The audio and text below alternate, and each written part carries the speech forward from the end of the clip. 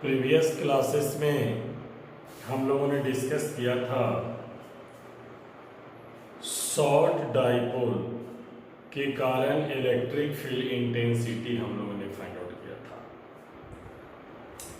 तो मैं बताया था कि शॉर्ट डाइपोल को हम लोग जनरल केस भी कहते हैं।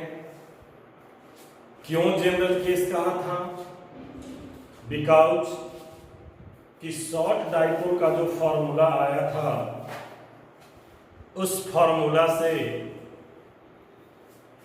हम लोग डाइपोल के एक्सियल लाइन का भी फॉर्मूला फाइंड आउट कर लिए थे और हम लोग डाइपोल के इक्वेटोरियल लाइन का भी फॉर्मूला हम लोगों ने फाइंड आउट कर लिया था।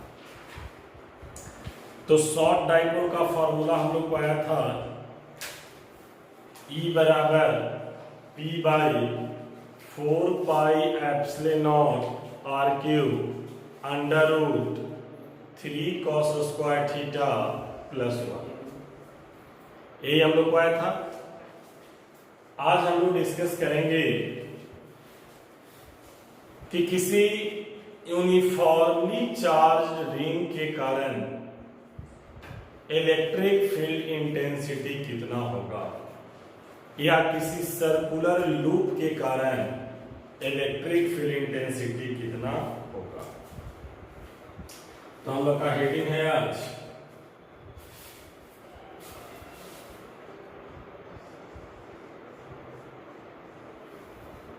Electric field intensity electric field intensity due to A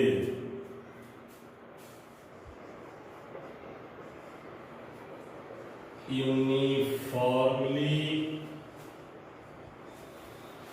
charged ring और सर्कुलर लूप। देखिए हमारा हेडिंग है कि इलेक्ट्रिक फील्ड इंटेंसिटी हम लोग फाइंड आउट कर रहे हैं यूनिफॉर्मली चार्ज रिंग के कारण या उसे वो कहते हैं सर्कुलर लूप। लूप का मतलब ही होता है क्लोज्ड पाथ। लूप का मतलब ही कैसा पाथ होता है? क्लोज्ड पाथ होता है। तो इस रिंग के कारण, इस सर्कुलर लूप के कारण हम लोग को फाइंड आउट करना है इलेक्ट्रिक फील्ड इंटेंसिटी। ओके, अब जरा ध्यान देंगे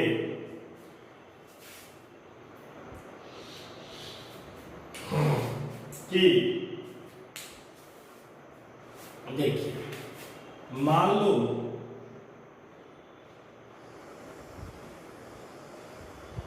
कि यही हमारा रिंग है। क्या है? रिंग है।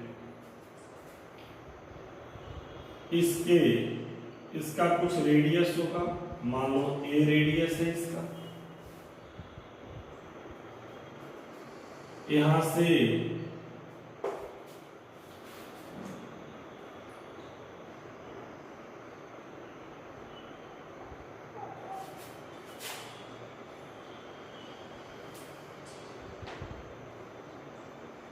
x दूरी पर, सेंटर से x दूरी पर हमने यहां पर कोई पॉइंट P लिया। कोई पॉइंट क्या लिया? P लिया। अब ये जो रिंग है ये यूनिफॉर्मली चार्ज है, तो इसके कारण इस पॉइंट P पर हम लोगों को इलेक्ट्रिक फील्ड इंटेंसिटी हम लोग को फाइंड आउट करना है। तो ये जो रिंग बना होगा वो बहुत सारे छोटे छोटे छोटे छोटे पार्ट को मिला करके बना होगा। तो मान लीजिए कि यहाँ पर एक एलिमेंटल पार्ट हम लोग लेते हैं dl। कितना लेते हैं? dl।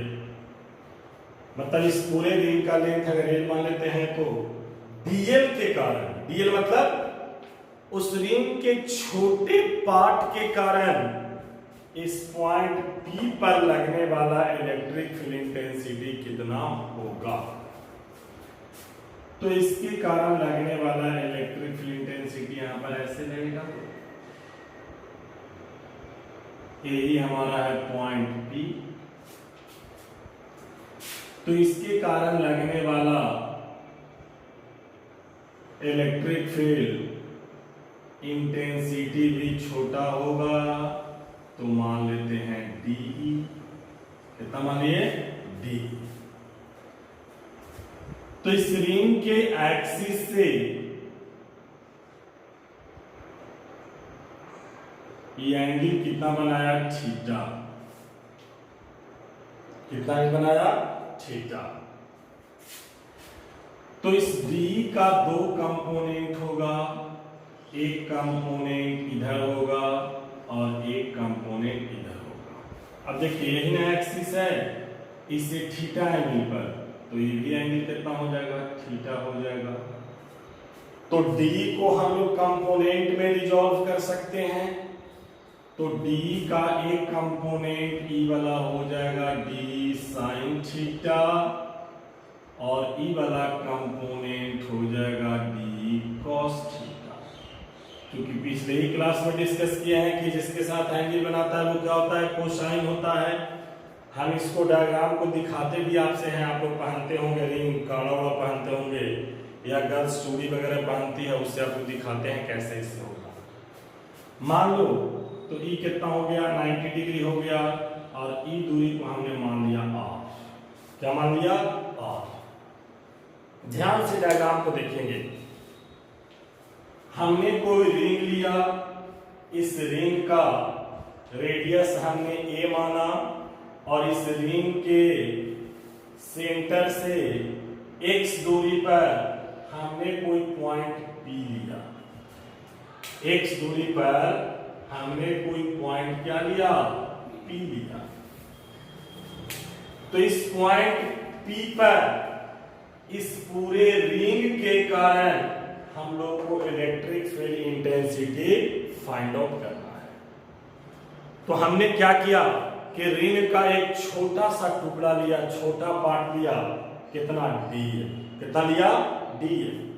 तो देखिए ये एक्चुअल में ऐसे नहीं है, रिंग जब ऐसे नहीं तो इसके सेंटर से ऐसे ना हुआ ही, तो जब ऐसे हुआ तो देखिए ये भी ऐसे फोर्स लगाएगा, ये भी ऐसे लगाएगा, इधर से भी ऐसे लगेगा और इधर से भी ऐसे लगेगा, चारों तरफ से इस पर फोर्स लगेगा। तो हम हवा में तो दिखा नहीं सकते हैं लाइन को, तो लाइन कहां दिखाएंगे, ऊपर दिखाएंगे। तो जब ये लिए तो ये कैसे फोर्स लगाएगा, ऐसे लगाएगा। कैसे लगाएगा, ऐसे लगाएगा। तो जब लेंथ छोटा है तो उसके कारण लगने वाला इलेक्ट्रिक फील्ड इंटेंसिटी भी छोटा होगा। तो डीएल के कारण लगने वाला इलेक्ट्रिक फील्ड इंटेंसिटी कितना मान लिया हमने, डी मान। अब देखिए कितना एंगल पर है, एक्सिस के साथ थीटा एंगल पर, तो यही इसका परपेंडिकुलर हो गया। तो ये भी परपेंडिकुलर से कितना एंगल पर हो जाएगा, थीटा एंगल पर हो जाएगा, या अपोजिट एंगल कह सकते हैं इसको। तो डी किसके साथ एंगल बनाया है, एक्सिस के साथ। तो एक्सिस नहीं बनाना है तो एक्सिस के साथ थीटा तो भी थीटा, तो जिसके साथ एंगल बनाता है वो क्या होता है, कोसाइन। तो ये वाला कॉस हो गया, तो ये वाला क्या हो गया, साइन हो गया। अब ऐसा जो कंपोनेंट डी कॉस थीटा और डी साइन थीटा जो लग रहा होगा वो पूरे रिंग के कारण लग रहा होगा। तो जब छोटा के कारण निकल गया तो इस पूरे रिंग के कारण जब निकालना है तो टोटल निकालने के लिए क्या करते हैं, इंटीग्रेशन। क्या करते हैं टोटल निकालने के लिए, इंटीग्रेशन। तो आप देखिए कैसे इसको समझिएगा, जरा समझिए। देखिए आपको प्रैक्टिकली अब दिखाते हैं। सपोज करो कि यही आपके पास रिंग है। अब इस रिंग के कारण ही हमको क्या निकालना है, इलेक्ट्रिक फील्ड इंटेंसिटी निकालना है। तो इसके सेंटर से, तो देखिए यही रिंग देखिएगा, इमेजिन कीजिएगा आप लोग, ये रिंग हो गया। अब ये जो रिंग हो गया तो यही ना इसका एक्सिस हो गया, तो ये रेडियस क्या हो गया, आर। तो इस एक्सिस पर इधर से भी लग रहा होगा, इधर से भी लग रहा होगा, इधर से भी लग रहा होगा, इधर से भी लग रहा होगा, हर तरफ से इस पर फील्ड लग रहा होगा, हर तरफ से इस पर फोर्स लग रहा होगा। तो भाई ये जो रिंग है वो यूनिफॉर्मली चार्ज है। इसके एक्सिस से इसके सेंटर से x दूरी पर हमने कोई पॉइंट P लिया है और यहीं पर हम लोग को इलेक्ट्रिक फील्ड निकालना है। तो इधर वाला ऐसे लगा रहा होगा, तो इधर वाला ऐसे लगा रहा होगा, तो इधर वाला ऐसे लगा रहा होगा, तो इधर वाला ऐसे लगा रहा होगा। तो इस पॉइंट P पर इस पूरे रिंग के कारण हमको इलेक्ट्रिक फील्ड इंटेंसिटी निकालना है। यही आप लोग को ध्यान देना था। ओके, तो अब देखेंगे जरा सा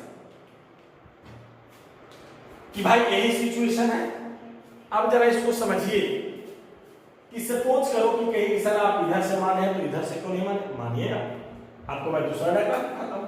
डायग्राम क्यों बनाना है आप समझने के लिए देखिए। सपोज करो कि ये हमारा रिंग है, ए एक्सिस है, पॉइंट P है, मान लो ये दूरी x है, ए रेडियस a है, तो E कैसे लगाएगा, ऐसे लगाएगा। अब ध्यान दो यही पॉइंट P है हमारा, तो यही ना एक्सिस के साथ कितना एंगल पर, थीटा एंगल पर, तो यही ना हमारा D, तो D का एक कंपोनेंट ऊपर और एक कंपोनेंट इधर। अब देखिए थीटा किसके साथ है, इस एक्सिस के साथ, तो यही ना एक्सिस हमारा हो गया, तो यहां से थीटा, तो देखिए अगेन ई वाला कंपोनेंट हो गया d cos थीटा और ई वाला कंपोनेंट हो जाएगा d sin थीटा।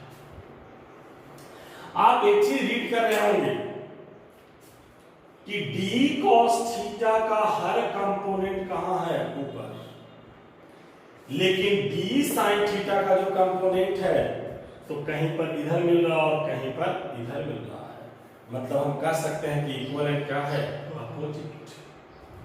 तो जब d sin थीटा का हर कंपोनेंट इक्वल एंड अपोजिट है तो d sin थीटा के कारण पॉइंट P पर कोई इलेक्ट्रिक फील्ड इंटेंसिटी लगेगा, नहीं लगेगा, क्योंकि इक्वल एंड क्या है, अपोजिट, तो एक दूसरे को क्या कर देगा, कैंसिल कर देगा। क्या कर देगा, कैंसिल कर देगा। मतलब इस पॉइंट P पर जो इलेक्ट्रिक फील्ड इंटेंसिटी रिंग के कारण लगेगा वो केवल और केवल कहां, d cos थीटा कंपोनेंट के पास, क्योंकि d cos थीटा कहीं इक्वल एंड अपोजिट है। देखिए यहां पर भी पैरेलल, यहां पर भी देखिए इसके पैरेलल है, तो हर d cos थीटा का कंपोनेंट कहां है, ऊपर। तो जितना भी d cos थीटा है सबको आपस में जोड़ देंगे, तो जब सबको जोड़ देंगे तो जो जोड़ करके आएगा वही ना टोटल इलेक्ट्रिक फील्ड इंटेंसिटी होगा। मेरी बात को ध्यान से सुनिए। इस पूरे रिंग के कारण, तो ये वाला रिंग अगर इधर लगाया तो अगर यहां से लोगे तो ये ऐसे लगाएगा, यहां से लोगे तो कैसे लगाएगा, ऐसे लगाएगा। तो वर्टिकल से ही एंगल, तो वर्टिकल से इसके साथ ये वाला कंपोनेंट d cos थीटा इधर हो जाएगा d sin थीटा। तो हर कंपोनेंट जो d sin थीटा का आएगा इक्वल एंड अपोजिट आएगा, लेकिन d cos थीटा का हर कंपोनेंट कहां है, ऊपर। देखिए ये भी ऊपर, ये भी ऊपर। इसका मतलब कि जो पॉइंट P पर नेट इलेक्ट्रिक फील्ड इंटेंसिटी लगेगा वो किसके कारण, d cos थीटा के कारण। किसके कारण, d cos थीटा के कारण। आई थिंक डायग्राम समझ में आ गया होगा।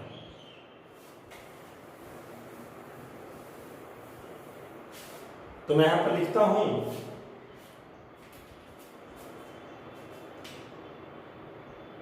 consider a ring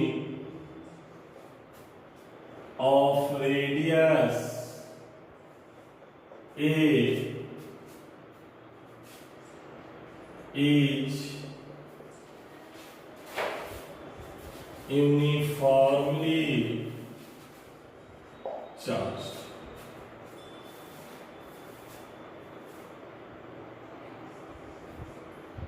Let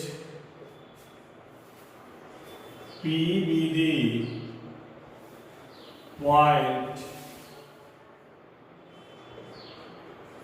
at a distance x from the center of the ring. Ring के सेंटर से x दूरी पर हमने कोई पॉइंट क्या माना, P माना।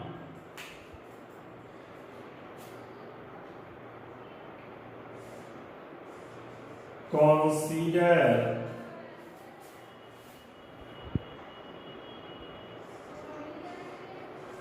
a ring is made up of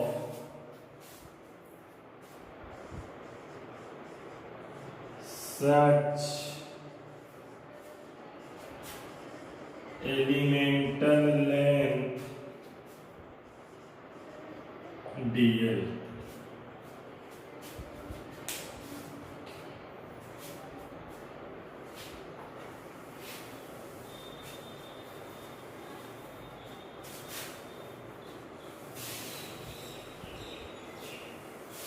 छोटा छोटा लेंथ किससे मतलब मिला हुआ है? dl से।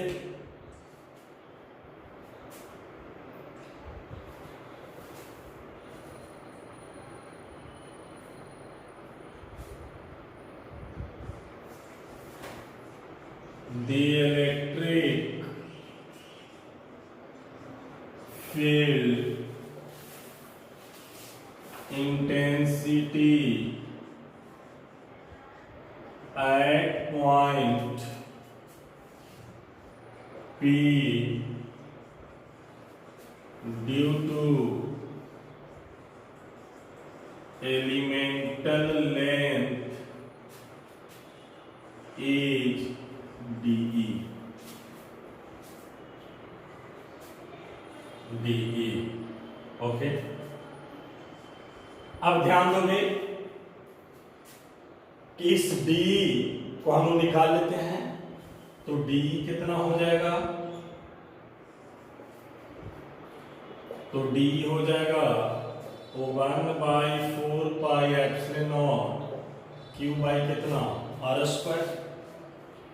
अब इस R को आप निकाल सकते हो, थीटा के सामने वाला परपेंडिकुलर बेस की हाइपोटेनस, तो R हो जाएगा कितना?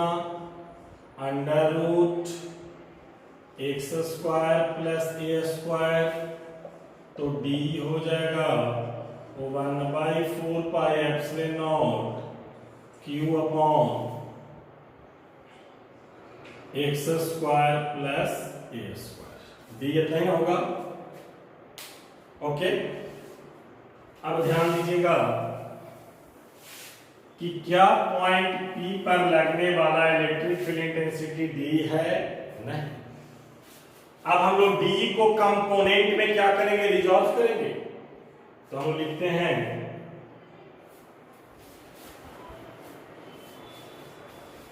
D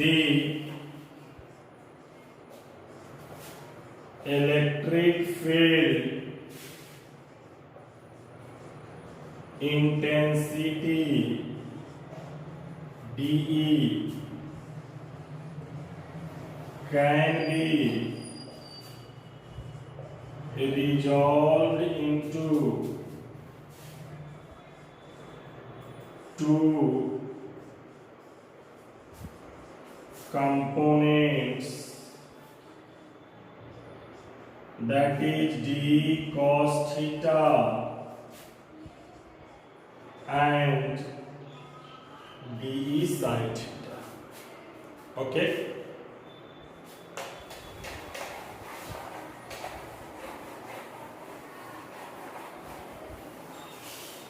अब ध्यान देंगे, d को दो कंपोनेंट में रिजॉल्व कर दिए, d cos theta and d sin theta. तो लिखेंगे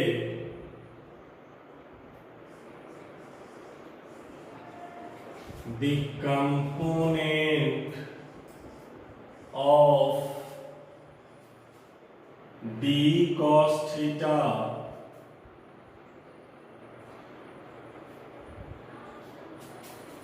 यहां पर एक चीज और जोड़ देते हैं, all the components of d cos theta is in the same direction, so they are added up. They are added up, but the component of d sin theta is equivalent opposite, so they cancel each other. देखिए पहले मैं बात बताया था कि d sin theta का जो component है वो इक्वल एंड अपोजिट हो रहा है। दो डायग्राम बताए थे हम आपको, दिखाए थे भी देखने के लिए कि कैसे, जैसे बच्चों को कंफ्यूजन होता है कि सर d cos थीटा को आपने ऐड किया और d sin थीटा को आपने बोला है कि क्या हो जाएगा, कैंसिल हो जाएगा। तो क्यों कैंसिल होगा ये आपको मैं यहाँ पर दिखाया कि अभी स्टेटमेंट जो हम बोलते थे कैसे कैंसिल हो जाएगा, तो उसके लिए दूसरा जो डायग्राम बना के हम दिखाए थे कि d sin थीटा का हर कंपोनेंट इक्विवेलेंट का होगा, अपोजिट होगा, और d cos थीटा का हर कंपोनेंट का होगा, ऊपर की ओर, वो एक दूसरे को कैंसिल नहीं कर रहा है। तो मैं लिखा हूं d sin theta is equivalent opposite, so they cancel each other. तो जब कैंसिल कर देगा तो उससे टाइम लगने वाला नेट इलेक्ट्रिक फील्ड डेंसिटी क्या मिलेगा, 0 मिलेगा। Cancel each other. ओके, अब ध्यान दीजिए, अब हम लोग क्या लिखेंगे,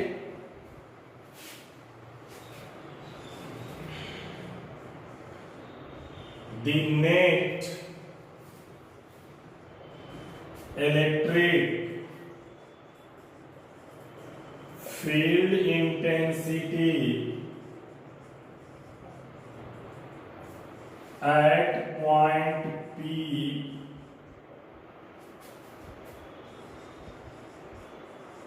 due to the ring is the each component of d cos theta. केवल और केवल किसके कारण रहेगा, d cos थीटा के कारण रहेगा। तो हम लोग यहां फाइंड आउट कर लेते हैं।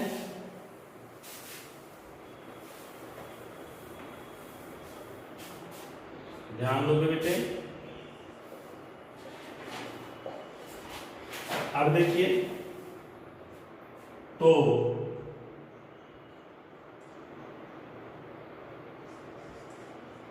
Net electric field at point P due to the whole ring is कितना हो जाएगा ही ना, समेशन ऑफ कितना, d sin theta, sorry summation of d cos theta. Math में आप इसको सिग्मा पढ़ते हैं, फिजिक्स में इसको पढ़ते हैं समेशन, मतलब सबका एडिशन। तो किसका एडिशन होगा, तो d cos थीटा क्या होगा, क्योंकि d sin थीटा क्या है, इक्वल एंड अपोजिट, तो क्या कर देगा, कैंसिल कर देगा। तो केवल और केवल इस पॉइंट P पर किसके कारण लगेगा electric field, d cos theta के कारण। तो ऐसा ऐसा dl बहुत सारा कंपोनेंट है, तो सब d cos थीटा क्या कर लो, जोड़ दो। तो मैं लिखा हूं समेशन d cos थीटा, या इसी को लिख सकते हो E बराबर कितना, टोटल निकालने के लिए क्या करते हो, इंटीग्रेशन। तो क्या लिखेंगे, d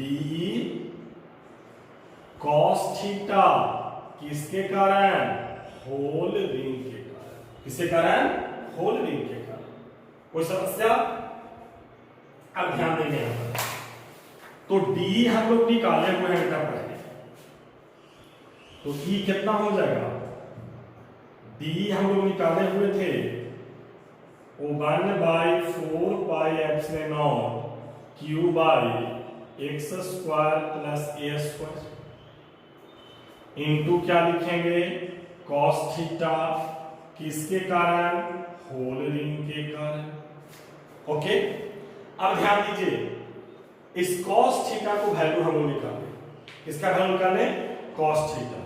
तो देखिए थीटा के सामने वाला परपेंडिकुलर, ये हो गया बेस, ये हो गया हाइपोटेनस, तो cos थीटा निकल जाएगा ट्रायंगल किसमें, कुछ नाम दे दो, ओपी क्यू नाम दे दो, ओपी क्यू में, ट्रायंगल ओपी क्यू में, तो कॉस थीटा हो जाएगा बेस बाई कितना आर, तो ये हो जाएगा x by under root x square plus A square का रूट होगा,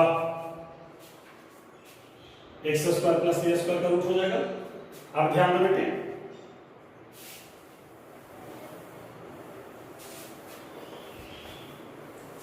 तो ये कितना हो जाएगा,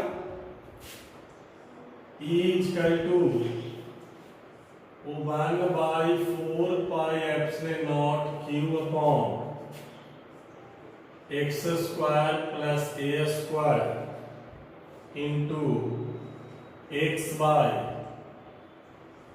एक्स स्क्वायर प्लस ए स्क्वायर का पावर हाफ, किसके कारण, होल रिंग के कारण। अब इसमें से जितना भी कांस्टेंट है उसको बाहर निकालो,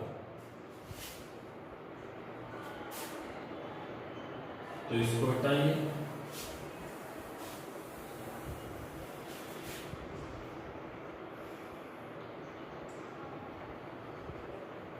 अब देखिए क्यू को आप हटा सकते हैं यहां से, कैसे, रिंग पर आप लोगों ने बताया था कि रिंग पर जो चार्ज का डिस्ट्रीब्यूशन होता है वो कैसा होता है, लीनियर चार्ज डिस्ट्रीब्यूशन होता है। आप लोगों को पढ़ाए थे linear charge distribution, superficial charge distribution and cubical charge distribution. तो देखिए लैम्डा होता है charge distributed per unit length, तो यहां से क्यू कितना हो जाएगा, लैम्डा डीएल, तो क्यू को हटा सकते हो तो ई को क्या लिखेंगे, 1/4 pi epsilon naught lambda DL by x square plus A square का पावर 3/2 इंटू कितना, एक्स, किसके कारण, होल रिंग के कारण, किसके कारण, होल रिंग के कारण। तो इस क्यू के जगह हमने क्या लिखा, केवल लैम्डा डीएल, और एक्स जैसे था वैसे ही रखे, जितना भी कांस्टेंट है सबको बाहर निकालो, कहां निकालो, बाहर। तो देखिए क्या मिलेगा, तब आपको मिल जाएगा ई बराबर lambda X upon 4 pi epsilon naught X square plus ए स्क्वायर का पावर 3/2 डीएल, किसके कारण, होल रिंग के कारण। देखिए lambda constant, X constant, 4 pi constant, X square plus ए स्क्वायर पावर 3/2 सबको बाहर निकालिए। अब यहां ध्यान दो, तो डीएल क्या है, लेंथ है किसका, रिंग का, तो डीएल का इंटीग्रेशन क्या हो जाएगा, तो रिंग का लेंथ कैसे निकालते हो, तो मैं बताया था एंगल ट्रैवर्स्ड इनटू इट्स रेडियस, तो इसका डीएल बराबर कितना हो जाएगा, 2 पाई ए, रेडियस ले माने हैं होल रिंग का, तो ई मिल गया lambda X upon 4 pi epsilon naught X square plus ए स्क्वायर का पावर 3/2 इंटू 2 पाई, है ना, ध्यान दीजिएगा। आप देखिए लैम्डा गुने 2 पाई ए को क्यों कहोगे, नहीं समझे, देखिए यहां मैं रफ कर दे रहा हूं, देखिए लैम्डा बराबर लिखते हैं क्यू बटा में एल, एल दिया तो हमने क्या लिखा था, डी एल, तो क्यू बराबर लैम्डा डी एल, तो क्यू बराबर लैम्डा गुने डी एल कितना है, 2 पाई ए, तो लैम्डा गुने 2 पाई ए को हटा करके हम क्यू नहीं लिख सकते थे, लिख सकते हैं ना, तो अभी कितना हो जाएगा बेटा, ई हो जाएगा 1/4 pi epsilon naught lambda 2 pi के जगह तो क्यू हो गया, तो Q upon x square plus ए स्क्वायर का पावर 3/2, मतलब क्या समझे कि हमको इलेक्ट्रिक फील्ड इंटेंसिटी रिंग के कारण E बराबर क्या मिला, 1/4 x भी था ना जी, x था ना, qx upon x square plus a square का पावर 3/, ये जो फॉर्मूला मिला वो किसके कारण मिला, यूनिफॉर्मली चार्ज रिंग के कारण इलेक्ट्रिक फील्ड इंटेंसिटी मिला, किसी सर्कुलर लूप के कारण इलेक्ट्रिक फील्ड इंटेंसिटी मिला। ओके, अब यहां देखिए special cases.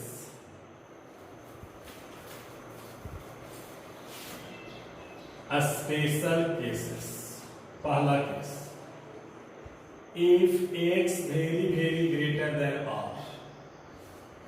Sorry x very very greater than a, जो हमारा पॉइंट ऑफ ऑब्जर्वेशन की सेंटर से दूरी है वो रेडियस से क्या हो, काफी बड़ा हो, देन क्या करोगे, E हो जाएगा 1/4πε0 qx अपॉन, जब काफी बड़ा है तो a को नेगलेक्ट कर देंगे, मतलब a खत्म हो गया, 0 हो गया, तो ये कितना हो जाएगा, x स्क्वायर के पावर 3/2, इसके स्क्वायर से बेस खत्म, तो E मिल गया 1/4πε0 qx upon x cube, x से x खत्म, तो ये मिल गया E कितना मिल गया, 1/4πε0 क्यूब बाई कितना, x स्क्वायर। जब x काफी बड़ा रहेगा किससे, a से, तो E बराबर मिलेगा 1/4πε0 cube by x square. Okay, मान लो ऐसा भी तो हो सकता है कि जो पॉइंट P है वो इसके सेंटर पर चले जाए, कहां चले जाए, सेंटर पर, तो जब सेंटर पर चलाएगा तो x क्या हो जाएगा, 0, qx लिखेंगे ना, तो x क्या हो गया, 0 बटा समथिंग 0, मतलब वहां पर कोई इलेक्ट्रिक इंटेंसिटी नहीं मिलेगा, मिलना भी नहीं चाहिए था, क्यों, चूंकि रिंग कैसा है, हॉलो, इसके अंदर में कोई मटेरियल है, जब कोई मटेरियल नहीं है तो कोई चार्ज होगा, और जब कोई चार्ज नहीं होगा तो ना कोई फोर्स होगा ना कोई फील्ड होगा, कुछ भी नहीं। ओके, तो दूसरा केस क्या हो सकता है, if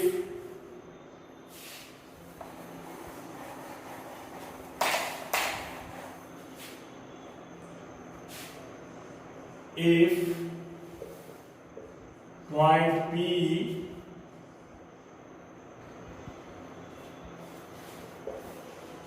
lie to the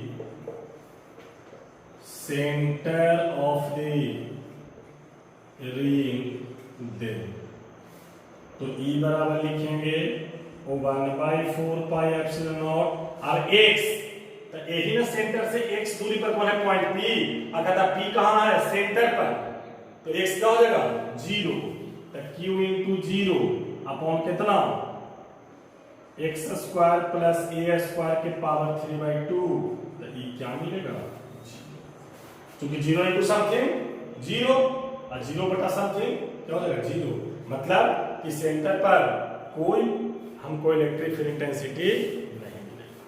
okay, तो हम लोग निकाले आज कि इलेक्ट्रिक फील्ड इंटेंसिटी किसी यूनिफॉर्मली चार्ज रिंग के कारण हम लोग निकाले, या किसी सर्कुलर लूप के कारण निकाले कि इलेक्ट्रिक फील्ड इंटेंसिटी कितना होगा।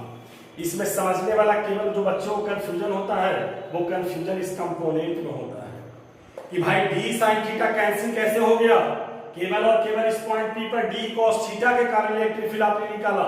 तो मैं अभी आपको बताया कि बेटे देखिए हम इनिशिएशन में ही दो डायग्राम बनाया था और केवल ये दिखाने के लिए कि d sin थीटा कैसे कैंसिल आउट हुआ।